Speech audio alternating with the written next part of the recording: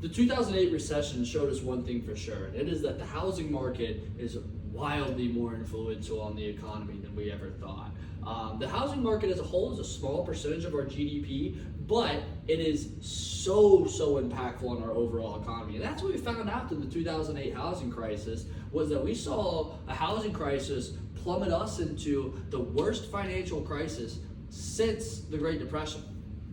Now that's concerning. So today, figured it'd be a good idea. Let's look at the current housing market trends. Let's see where we're at today. And hopefully by the end of this, you guys will not only understand where we're at today, but what the long-term implications of these trends are.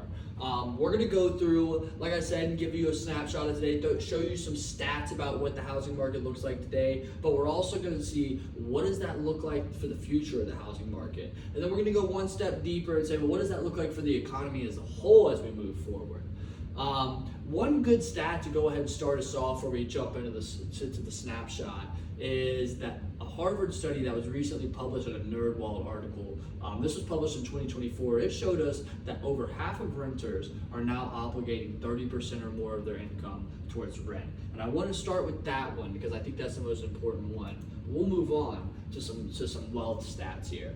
The median household wealth among renters is $10,410. When you compare that to homeowners at $396,000, 500 included in that.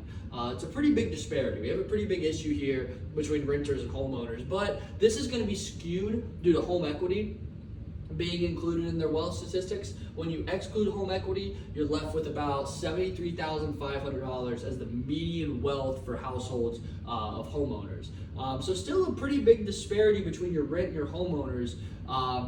And we'll see why that is. You might be curious, why is that? Are renters not working as hard, not getting this, not getting that? But there's some stats that'll back that up. But we'll see that right here. Adjusting for inflation, the median rent payment rose 61% between 1960 and 2016, while the median renter income grew only 5%. So right here alone, we got about 56 years of proof showing us that, hey, it's getting harder and harder to rent. And most often, renting is the first step before homeownership. So looking at some different home stats as well, Statista recently posted something in 2024. This was published in 2024 as well. And it showed that for the first time in a while, we're having a decrease in first home purchases. These new homes, we're not building as many of them, meaning that we're growing smaller, which is not good for us either. But back to some different studies. We have 53% of renters that spend over 30% of their household income on rent. When you compare that to homeowners, only 27.9% of homeowners spend more than 30% of their household income on mortgage payments. About the same number when you compare back to homeowners to rent, 27.9% of homeowners are spending more than 30% of their household income on mortgage payments. Well, 28% of renters spend more than 50% of their income on rent. So when you look at this, we're really getting ourselves into a rat race here that's going to be hard to escape. And as we all know, based on the stats before, home equity and home ownership is a major indicator of individual wealth. Now, all these stats are posted by iProperty. These were published in November of 2023, so these are pretty accurate, pretty up to date, although we are just a couple months behind. But when you look at all these stats, what impact does this have on the housing market as a whole? Well, the first one, probably the biggest one, is going to be your entry ticket to get into home ownership. You know, the first one's always the hardest. When you start buying houses, you buy your first house, you build equity, you could sell it, you profit, you build, you roll that equity into another house. It's a little bit easier to get into it, but that first one's the problem. And what we're seeing is that as median rent payments are rising so fast and income is not rising as fast, it's getting harder and harder to save that money, you know? As we have 28% of renters that are spending 50% of their income on rent, these are guys that are not gonna be able to afford a house. So already, we're running into a problem with that. Along with the fact that, hey, when we have this shortage of growth, as we're not building as many new houses as we saw from the Statista report, we're not building as many houses. The supply is not growing as fast. So we have a pool that is going to be much more competitive. We have a lot more people fighting over less houses. So what does this do to the economy as a whole? Well, here's where the trade-off comes into play. Because although everything seems grim and everything seems bad, there is some good news on the other side of the tunnel. And usually there's a trade-off with the economy. As we've noticed, Rent has gotten more expensive, it's competitive, it's hard to find housing that's affordable. Well, guess what? We have over 1 million current apartments in construction across America. Well, what is that going to do? That's going to drastically increase the amount of housing available for renters, meaning that as supply goes up, we're going to have a price decrease, which will be good.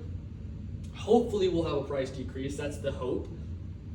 As well with that, you also have an increase in investment. We're building new buildings. We're building new apartments. We have employment growth. We're gonna have, we gotta have truckers to get the material there. We have to have framers to frame them. We have to have plumbers. The employment's gonna go up, which is good. We're gonna have increased investment, which employment and investment are two main pillars of our economy as a whole. So we have good things coming out of that. Those trade-offs are necessary. And although we are in a point where we do have some red flags, it doesn't mean that we can't correct. These stats are all good to keep in mind, and I would encourage everybody here, the main goal of this is not to tell you, hey, you have to rent, you have to buy, you have to avoid renting. It's none of that. The goal here is to say, hey, here's the stats, be aware of them.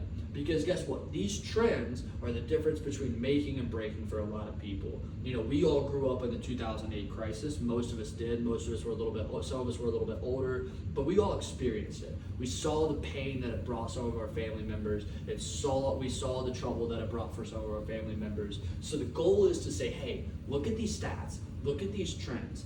Make moves that can accommodate for these. You don't want to be caught off guard by any of this, and that's the goal of this whole presentation, is to make sure that y'all know that, hey, here are the stats, this is where we're at, but you can kind of expect where we're going to go. The housing market's going to go here, the overall economy might go here, so now you can make moves according to that in order to be better educated and make smarter financial moves.